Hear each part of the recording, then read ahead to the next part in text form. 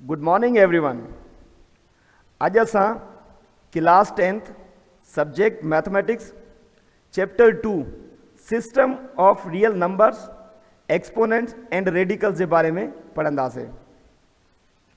पहिरियों अचूं था रियल नंबर्स ते। Real numbers are simply the combination of rational and irrational numbers in the number system.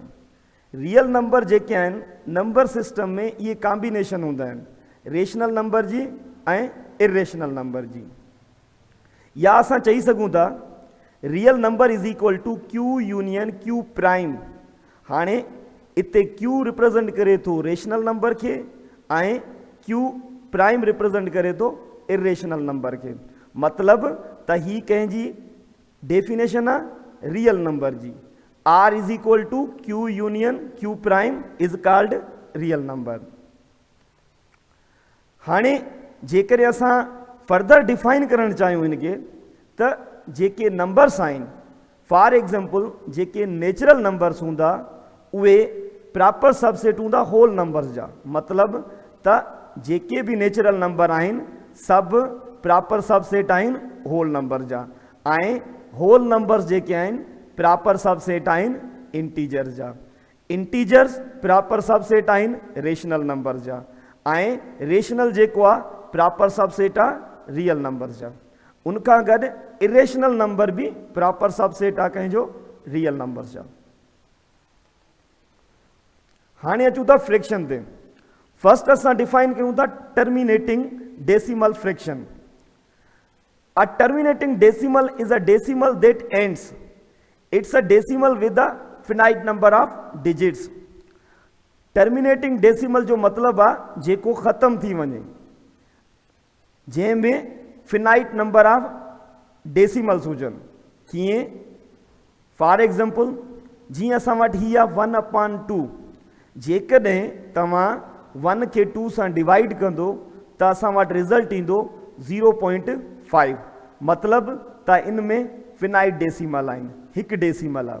उनखां पोइ जेकॾहिं असां ॾिसूं था 1/4 इहो बराबरि आहे 0.25। मतलब इन में भी असां वटि फिनाइट डेसिमल आहे।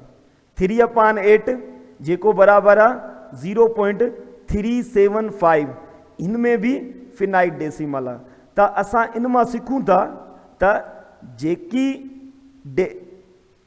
फ्रैक्शन फिनाइट डेसिमल हूंदी उनके असां छा चवंदासीं टर्मिनेटिंग डेसिमल फ्रैक्शन। उनखां पोइ नॉन टर्मिनेटिंग डेसिमल फ्रैक्शन। इन में ॿ टाइप थींदा। हिकिड़ो असां वटि हूंदो रिकरिंग फ्रैक्शन, ॿियो हूंदो नॉन रिकरिंग फ्रैक्शन। अचो था रिकरिंग फ्रैक्शन के डिफाइन कयूं था।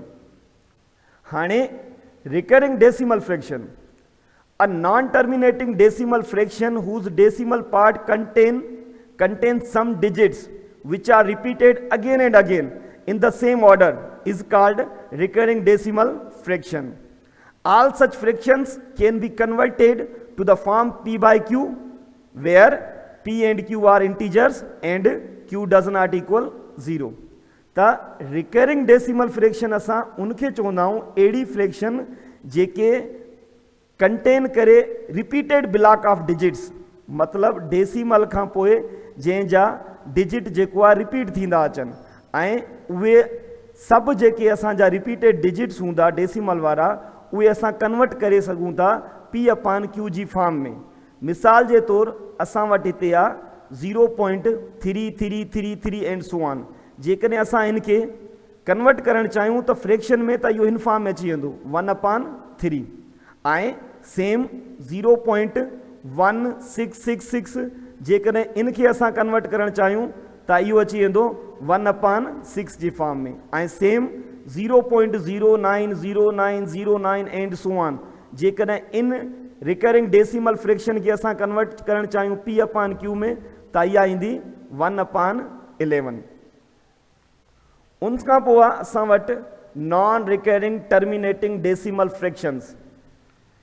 It is a non-terminating decimal fraction in which digits in the decimal part are not repeated in the same order।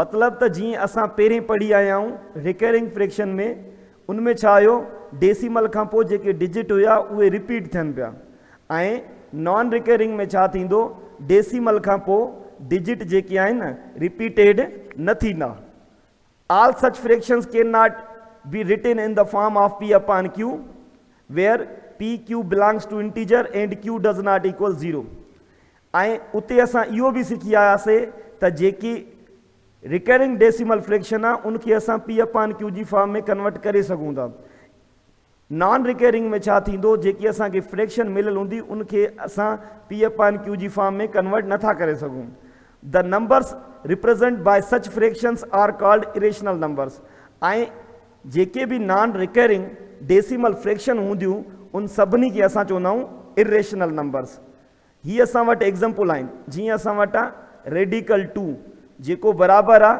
1.414213 again जेकॾहिं असां इनखे कन्वर्ट करणु चाहियूं p upon q जी फॉर्म में त असां इनखे कन्वर्ट नथा करे सघूं ऐं सेम क्वेश्चन एग्जाम्पल 3 आहे असां वटि रेडिकल 3 जेको आहे 1.73200508 इनखे बि असां p upon q जी फॉर्म में कन्वर्ट नथा करे सघूं ऐं तव्हां ॿिन्हिनि एग्जाम्पल में ॾिसी सघो था त डेसिमल खां पोइ डिजिट्स जेके आहिनि उहे रिपीट बि नथा थियनि रेडिकल 5 बि असां वटि जेको आहे नॉन रिकरिंग डेसिमल फ्रैक्शन आहे ऐं जेके इहे एग्जाम्पल आया आहिनि इन्हनि सभिनी एग्जाम्पल खे असां छा चवंदासीं इरेशनल नंबर्स त इते असां गॾु इरेशनल नंबर खे बि क्लियर कंदा हलूं त जेके बि नॉन रिकरिंग डेसिमल फ्रैक्शन्स हूंदियूं उहे सभु असांजा छा हूंदा इरेशनल नंबर्स हूंदा उनखां पोइ चऊं था रेशनल नंबर्स ते those expression which can express in the form of p upon q where q does not equal 0 p and q